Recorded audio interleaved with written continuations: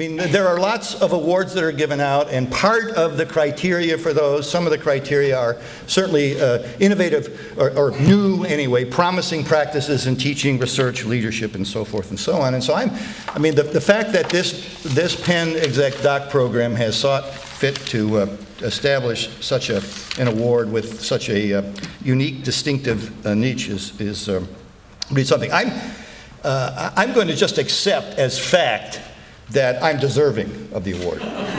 So we're not going to do a voice vote here or anything else like that. And I'm going to, I don't know if I can wear this or not. I'm going to try to get through security tomorrow with it. By all accounts, NSSE, okay, George, I tried to pat yourself on the back. Really an extraordinary success.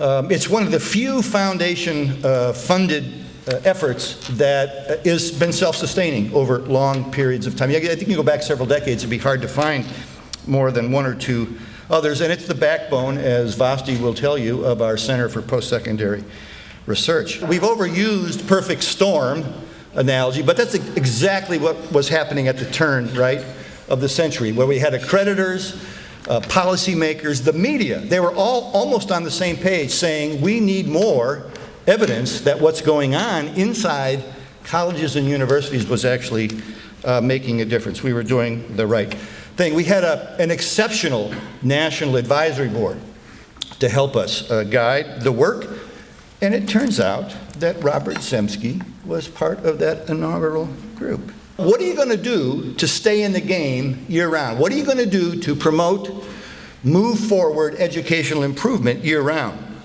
Bob says then, put yourself at the net.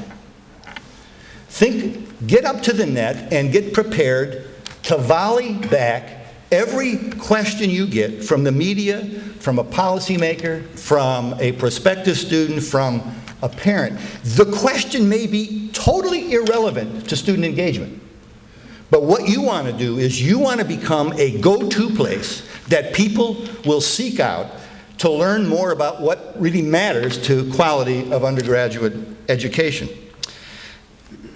And you know, I really didn't know what you meant at the time, but it turned out to be totally solid advice. I think it had to be as important as anything else we did in those early years at NSSE. And now, it's very unusual if you would read anything about undergraduate education and not see the phrase student engagement in it, right? And that just wasn't so back in the 1990s. I think we did a pretty good job of following that advice. At least it was good enough to get me the Zemsky Medal.